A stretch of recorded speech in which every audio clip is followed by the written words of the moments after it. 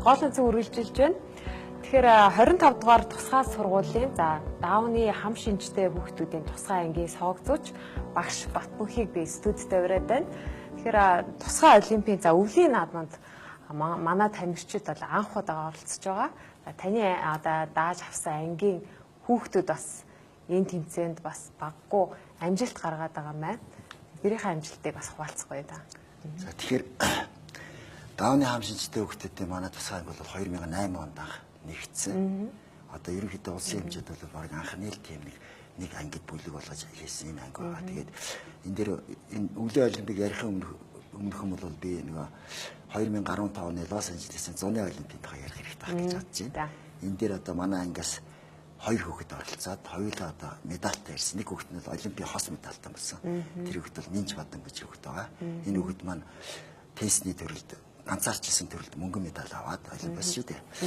Тэгээд хосын төрөлд бол алтан медаль авсан хүүхэд байгаа. Бас номин дээр гээд нэг охин маань хөнгөн атлетикийн төрөлд оролдоод 3 дугаар байранд орж хүрэл медаль авсан. Өөр бас хүүхдүүдийн амжилтаас дурдах юм бол олон улсын тэмцээнүүдэд манай ангийн сурагч Элбэрэлт гэж нэг хүү байгаа. Тэр хүү маань болохоор одоо усан цэлтэй 50 м-ийн зайд олон улсын тэмцээнээс бас Зүүн Азийн тоглолтоос хүрэл медаль авч ирсэн юм хүүхэд байгаа. Мөн Инхчин гэж охин байгаа. Тэр охин маань болохоор бас 2014 оны 100 өмнөд Солонгос улсад бас ардын язгуур урлагийн бүжгийн төвлөр тэр хүүхэд маань бас мөнгө медаль авсан. Ийм амжилттай хүүхдүүд байгаа. Өнөөдрийн үед бол Австрийн өвлийн олимпиад бол манай өвлийн бэрхшээлтэй хүүхдүүд бол анх удаага оролцож байгаа. Тэгээд сая бол бас мэдээ энэ төр харж байгаа зөндөө олон амжилт гаргасан ийм минут байна. Нэг хүүхэд дарахнаас л алтан медаль авсан гэж байсан. Тэгээд манайхны хувьд бол бас цантай готлын төрөлд, цантай гүйлтийн готлын төрөл гэдэг юм да. Тэр төрөлд тэмүүлэн гээд бас даавны хам шинжтэй хүүхэд маань бас мөнгөн медаль авсан юм баяртай мэдээ байгаа. Тэгэхээр бэлтгэлээ ер нь хаана базаад тийм ээ? Яг зуных ч бай одоо усан сэлтийн гэж юм те. Сая бол бас цааны гүйлтийн тэмцээнд орохын тулд ер нь бэлтгэлээ хаана хангаж байна? За бэлтгэлийг бол яг мэдээж ерөнхийдөө бол яг сургуулаа төсөөлж бол бид нар ажиллаж байгаа. Тэн дээр мэдээж даавнтай хүүхдүүдтэй ажилласан олон жилийн туршлагатай тийм. Тэгээд өөрсдөө эмчилгээний биеийн тамирын багш идэг, биеийн тамирын мэрэгчлээ багш нар бол бэлтгэлийн базаасан. Гэхдээ өөр газар тусгай олимпийн хавьцаал энэ тэнд очиод бас бэлтгэл хийгээд явдаг. Гэхдээ яг үндсэн бэлтгэлээ бол 25 дахь сургууль дээр базаасан. Тэгээд эмчилгээний биеийн тамирын багш нь одоо алтан медаль, олимпийн 2 медальтай болгосон тэр хүүхдийн багш нь бол хин Гансүх гэж эмчилгээний биеийн тамирын багш идэг. Сая одоо манай Тэмүүлэнг аваа явсан тэр биеийн тамирын багш нь бол бас манай сургуулийн багш байгаа. Тэрийг бол амжилтарж гэдэг багш байгаа. Тэгээд ерөнхийдөө голлоо сургууль дээр юм бэлтгэлээ базаан. Гэхдээ зарим үед тэр Sky Resource Center руу явдаг гэсэн бас тийм. За. Ер нь таны яг дааж авсан энэ анги маань эх жил одоо энэ жил төгсөлтэй их юм байна.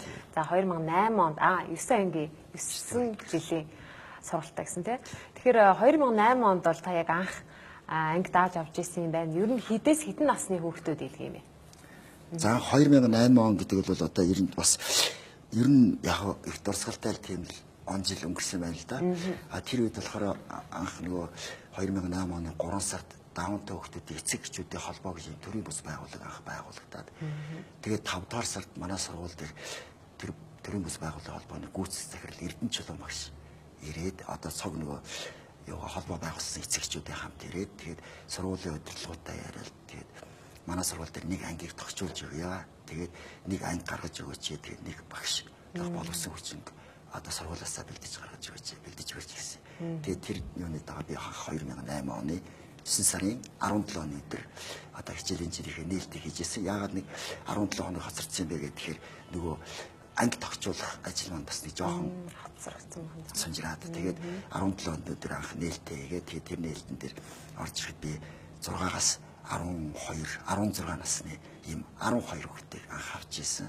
Тэгээд тэр үеийг бодоход одоо ингээд эстэгчлээ болоод бас харьцангуйгаар хүүхдүүдэд дасаад хүүхдүүд маань бас харьцангуй бас боломжийн хэмжээ нийгэмшээ тийм ээ.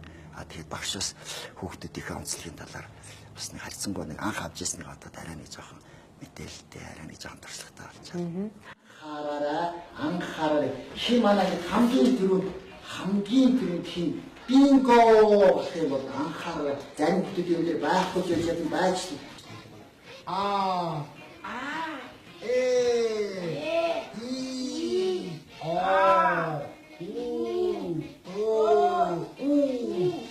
багшаар амны хөдөлгөөнөөс чиглүүлсэн.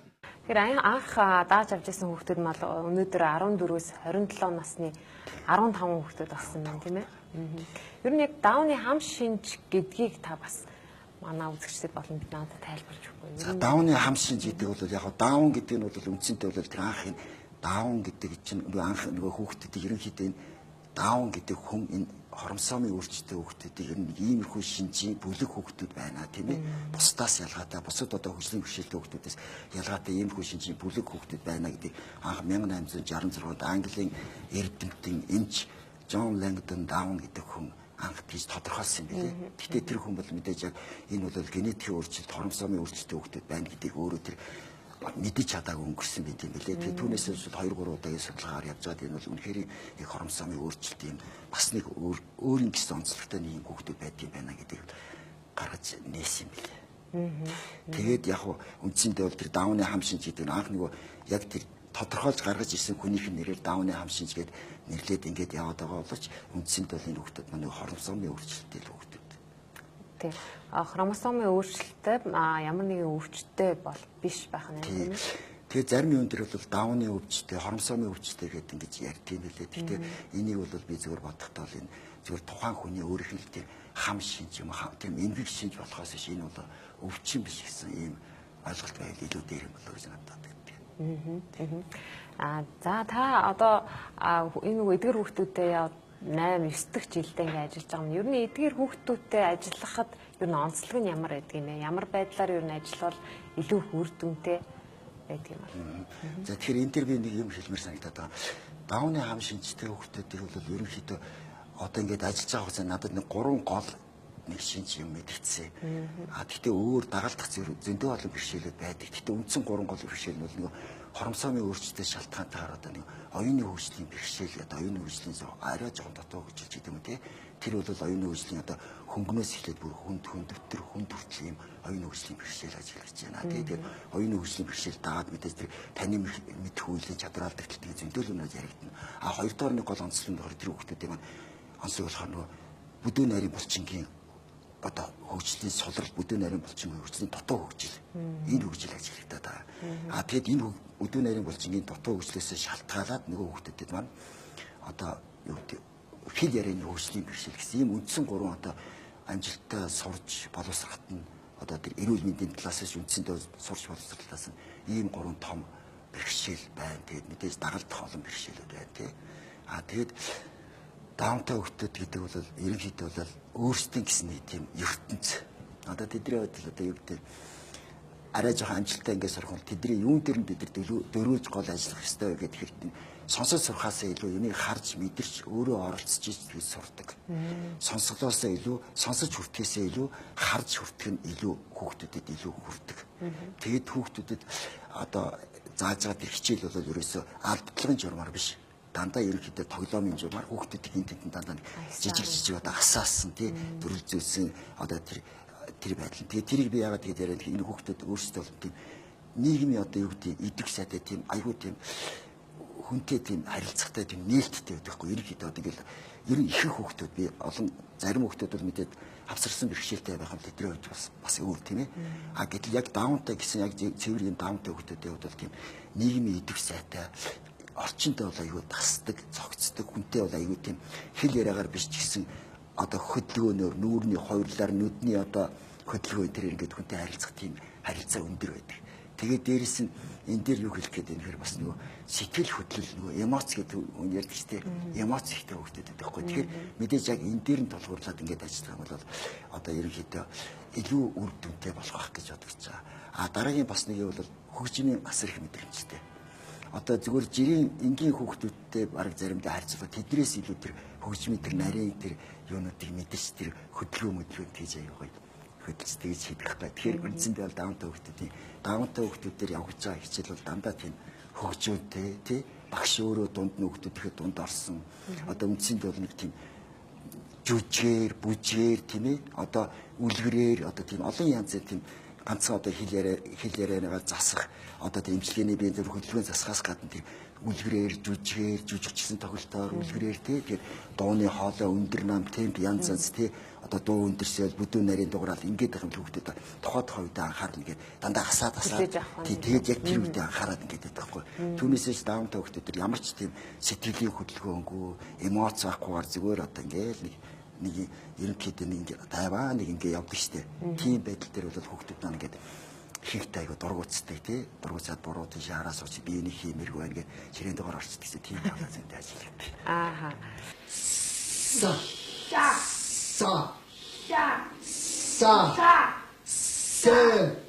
Си түрүү өгөнд гарсан. Гэтэ энэ манай их чи өөр ажил. Яа, юу гэсэн үг.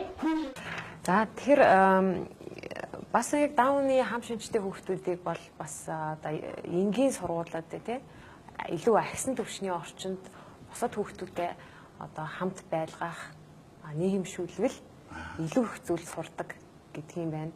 Тэгэхээр бас Монголд яг ийм нөхцөл нь хэр байгаа вэ? Энэ тал дээр өөр хэрэг ажил хийгддэг юм болов? Миний зүгээр бодож явдаг одоо баримталж явдаг зарчим гэх юм. Тэгэхээр би даунны хам шинжтэй хүүхдээ тэр нэг одоо яригадаад байгаа интеграцчлсан сургалт гэж яриад байна. Тэр сургалтаар явбал илүү үр дүнтэй гэж боддог. Яг тэр нөгөө хүүхдүүд маань яг одоо даунны хам шинжтэй хүүхдүүд яг хэвийн хөгжөлтэй хүүхдүүдийн адилхан тийм үе шатаар хөгжиж явдаг. Тэр шат хөгжлөнд арай жоохон удаан, арай жоохон одоо хугацаа илүү зарцуулдаг боловч яг тэр шатаар хөгжиж явдаг. Тэгээд дээрэс нь мэдээж одоо даунтай хүүхдүүд чи аливаа хөгжлийн бэрхшээлтэй хүүхдүүд нэг л нийгмийн нэг хэсэг байгаа учраас тэр хүүхдүүд бол одоо нийгэм дотор илүү байхын зүйтэй. Тэр утгаараа одоо юу гэдэг хөгжүүлэх хичээл байдаг шүү дээ тий. Одоо нөгөө биеийн тамирын хичээл байж, дуу хөгжмийн хичээл байж, зураг технологийн хичээл байж. Гэтэ өөр бусад одоо тэр мэдээлэл зүйч гэдэг юм уу одоо тийм хичээлүүдийг бол одоо яг жирийн хүүхдүүдтэй цог ингээд хичээллүүлээд тэр хүүхдээсээ сурдаг гэдэг утгаараа хөгжүүлээд үнэхээр одоо яг аргагүй тэр математик монгол хэлээ гэдэг юм уу илүү тэр академик талдаа тэр хичээлүүдийг бол одоо ганцаарчсан сургалтаар тэр багш ингэж явж байгаа юм бол бүр одоо өнөөдрийн бидний одоо энэ хөрсөн төвшингээс илүү тийм агцтай байх гэж бодод. Ер нь дэлхийд даяар за 800 төрөл тутмын нэг нь бол яг даунны хам шинжтэй хүүхд төрдөг юм байна гэсэн тоо байдаг юм байна. Тэгэхээр Монголд ч гэсэн бас цөөнгүү яг ийм хам шинжтэй хүүхдүүд байгаа. Тэгэхээр танаа сургуульд бол зөвхөн 15 л хүүхд сурдаг байна шүү дээ. Манай сургуулийн хувьд зөвхөн миний ангид 15 байна. Тэрнээс доошоо бол одоо ингээд нэгээс одоо 4 5 дугаар анги хүртэл одоо ингээд ангиудаар ингээд тарцсан 2 3-аараа 1 2-оор тарцсан ингээд юм. Дахиад тэдний нийлүүлэх юм бас нэг 15 гаруй юм байна. Тэгээ ер нь сургуулийн хэмжээд 30 гаруй тийм 30 гаруй хүүхд байна тийм үү? Аха. За ингээ миний гидсүүсэд чи өвгөнтэй нэг ганц сайхан амттайхан шиг боо хийж өгөөч. Би одоо чамд горил байхгүй хаанаасаа боо хийж өгөх юм бэ? Боловсрал авч чадахгүй байгаа. За нийгэмшгүй байгаа бас олон хүүхдүүд юу хаягдаад байх нь. Энэ магадгүй эцэг их нь магадгүй яг даунны хам шинжтэй гэдгийг мэдэхгүй эсвэл хүлээн зөвшөөрч чаддгүй ч гэдэг нийгэмшүүлэхээс айдаг тэднийг хамгаалж байгаа гэсэн бодлоор магадгүй тэднийгээ те илүү бас нийгэмээс тусгаарлаад тийм ээ. Оюуны хөгжлөөс нь бүрч их хоцроогоод байх магадлал байдаг юм байна. Тэгэхээр ер нь эцэг эхчүүд хэрэг танд ер нь одоо хандаж бас зөвлөгөө ер нь авдаг бай. Эцэг эхчүүдийг танд бас хандаж хэлэхгүй байна уу?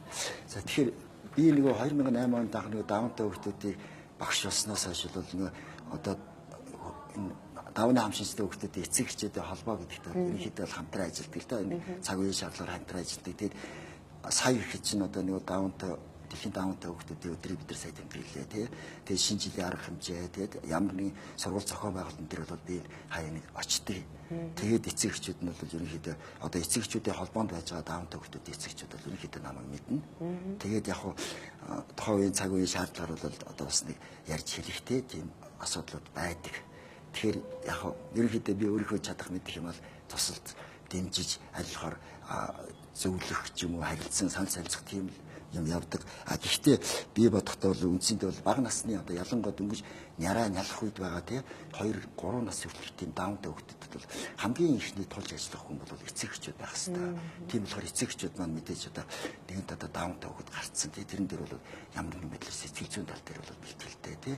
Өөрсдөө бол сэтгэлээ чангараа тэгээд хүүхдүүдийг хөгжүүлэх тал дээр л явах хэрэгтэй болохоос гэр орондоо нуугаад таагаад тийм байхгүй. Өнөөдөр нийгэм нээлттэй болсон. Одоо ялангуяа даунтай хүүхдүүдийн эцэгчүүдийн холбооны үйл ажиллагааны одоо цар хүрээний хэмжээнд бол даунны хам шинж гэдэг бол бас манай оронд бол нэлээд одоо газрууд мэдж байгаа ялангуяа боловсролын байгууллагууд тийм ээ тэр дунд хөгжлийн бэрхшээлтэй хүүхдүүдэд ажилладаг байгууллагууд тий одоо нөгөө төрийн бус байгууллагууд тий өөр бус байгууллагууд гэдэг нь сайн мэдж байгаа.